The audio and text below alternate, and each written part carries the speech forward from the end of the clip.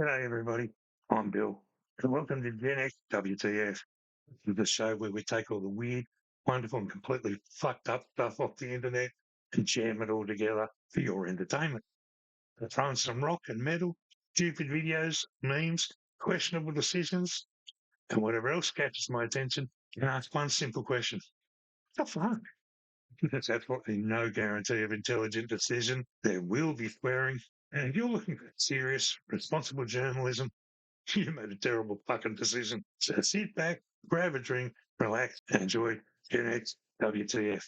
Now, let's get into it. Okay, Japan. We need to have a fucking conversation. Because apparently somebody said the humble Oreo wasn't enough. Forget chocolate, forget vanilla, try this one. Yes, that's right. KFC flavored Oreos. Look at this fucking thing. Someone somewhere along the line looked at an Oreo and thought, you know what? You know what this needs? Fried chicken. And then presumably another person went, you magnificent bastard, let's do it. Get marketing on the phone. Now, I love KFC and I love Oreos, but I also love beer and syrup. And I'm not fucking mixing them two together anytime soon. What does this even taste like? Chocolate? Cream? Chicken? 11 secret herbs and spices with a sweet touch? And here's the worrying part. I would so fucking try one. If you can't put KFC Oreo on a packet and expect us Gen X to walk faster. In the generation that survived Pop Tarts, place food sticks, and whatever the fuck that was inside a Tico roll. Our bodies are ready for it. I don't know. All right, so verdict, brilliant, disgusting, crime against humanity. I don't know. But if anybody finds it that, please send me some. Okay.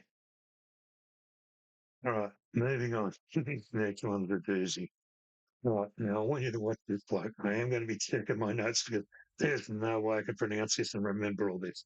Okay, watch this bloke. His name is, excuse me if I get it wrong, his name is JC Maraneo, or usually simply known as JC. He's a 29-year-old defender and a captain of a Brazilian club called Coritiba, we'll call it. This happened during Coritiba's match against, here we go again, Chapecoense at Estadio Couto Pereira in Coritiba, Brazil.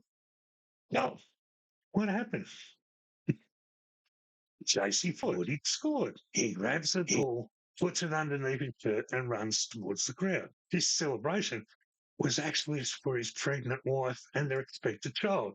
Okay, so he jumped over the advertising board to celebrate with the supporters. Well, fortunately, there's one minor design feature on the other side. A fucking hole. Spectacularly. An open entrance and a stairway leading down to a dressing room tunnel. And JC just, well, disappeared. Watch this. Here we go. Here he goes. Here he goes now. I'm going to pull it out. You can just see it coming there. There he goes. And there he goes. I'm sorry, that's hilarious. Here we go. We're going to watch it one more time. Whee! And off we go. Now, here is where it gets weird. It gets worse. Right. He climbs back out. He hurts his ankle, and then the VAR checks the goal. No goal. Offside. So he's managed to celebrate a goal that he didn't count. He injured himself and fell down a fucking tunnel. All in the space of about a minute. Now, sorry, I gave myself. Is he okay? Yes. Thankfully, JC wasn't seriously injured. Oh, snap out of it, Bill. He actually continued playing until half time, but was substituted because of pain from the ankle injury. he's, he's, he since said he's recovering well and described it as more of a serious injury. And he's the really, what the fuck part. This happened before. In 2014, another Coritiba player, Joel, scored at the same stadium. Yep, Yeah, he jumped up the gas and boxing boards, celebrating, and fell down the same fucking tunnel. 12 years later, the hole is still paying victims. Somewhere in that ground, somewhere in that stadium, there's a groundskeeper think, should we put a railing there or a cover? And the other guy's going, nah, it's funnier this way. And, ladies and gentlemen, is it genuine? What the fuck? All right, moving on. All right, I tried water skiing once. Yeah, I think I drank most of the lake. But now, what's this, Dad? This, Dad. Really get Yeah, back, sis. here we go. Hold on, then. What? Really get back, sis. Oh, here we go. Watch that. Yoink. Get it. Oh, that's kind of fucking. Oh, all right then. Moving on. Back to the next one. One of nature's great predators. It's not the shark. It's not the crocodile. It's not even the drop bear. It's a fucking trampoline and a windstorm. Now, this family realizes the wind spread their trampoline. And rather than accepting the fact that it belongs to the gods now, they decide to chase it.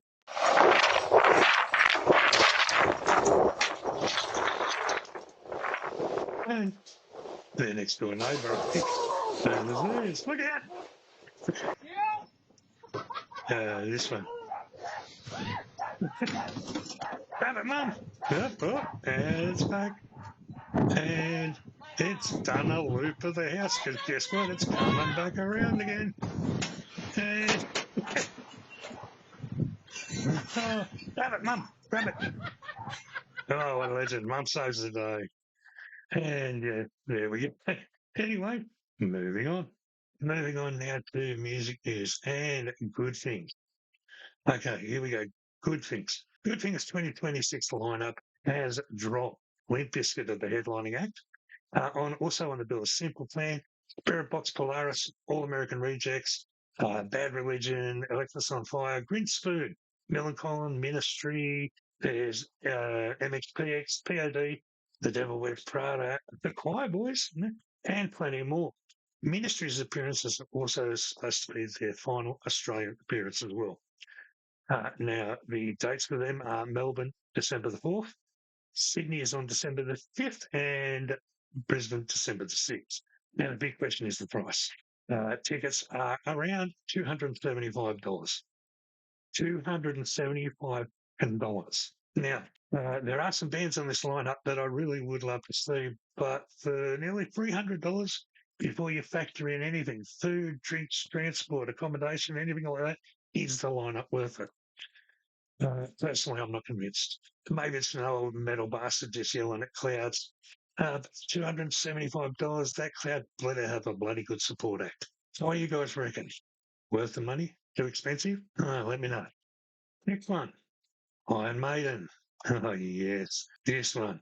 Iron Maiden Run for Your Lives tour hits Australia in November, and they're bringing Megadeth.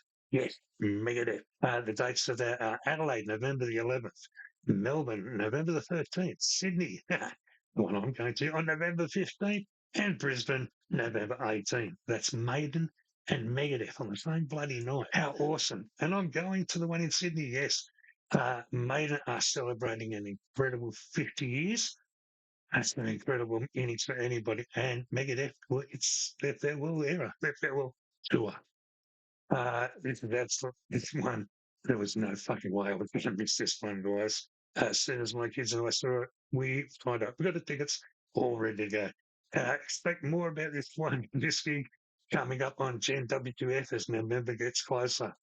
And probably an episode afterwards or so, with absolutely no fucking voice left. All right, now moving on. Living End. The Living End. Australian legends. Now, the Living End are currently on their I Only Trust Rock and Roll regional tour. They're supporting their first new album in 8 years, and I've got to give them credit actually taking shows into regional Australia instead of pretending the entire country consists of Sydney and Melbourne. So that's how you bloody do it. All right, our next one, moving on to this one. Lamb of God and Trivium. October is going to get considerably heavier. God Trivium are doing a massive Australian co-headline tour, and joining them on the road are Scottish metal monsters Bleed From Within. Those tour dates are as follows: Perth, October 2nd, Adelaide, October the 4th, Melbourne, October the 6th, Sydney, October the 9th, and Brisbane on October the 11th. That's a strong metal package. Lamb of God, Trivium, and Bleed From Within. And if good things isn't scratching your metal itch, this bastard probably will. Now, here's one I'm really happy about. And this one's specifically for the old school rock tragic amongst us. Danish rock veterans DAD have announced they're coming back to Australia. They're bringing their very best of tour down here in March 2027. 4 decades of DAD and, yes, sleeping my day away. If you immediately knew exactly what song I was talking about, congratulations. You probably got really bad knees. You make strange noises when you get out of the chair. And there's a reasonable chance you own a shirt that's older than some people watching this. So, welcome to Gen X. Next Gen X WTF Rock and Roundup. Which of these things would you pay to see? And the big one, Good Things 2026. Is the lineup worth $275? Am I being too harsh on it? Or did you look at the lineup of ticket prices and went, yeah, nah, like I did? Let me know in the comments. This is Gen X WTF, where the music's loud, the opinions are louder, and apparently going to a festival now requires a fucking finance application. Well, guys, that's about it for this episode of Gen X WTF. If you made it this far, congratulations. You got nothing fucking better to do either. If you enjoyed the show, hit like and subscribe to the channel and chuck something in the comments. Tell me what you like. Tell me what you hated. Tell me I'm a miserable old bastard. I've been called worse. And if you found something online that made you go, what the fuck, send it in. It could be on the next show. It's only the beginning. So thanks for coming along for the ride. I'm Bill. This has been Gen X WTF. Until next time, stay loud, stay weird, and try not to fall down any fucking tunnels. See you guys.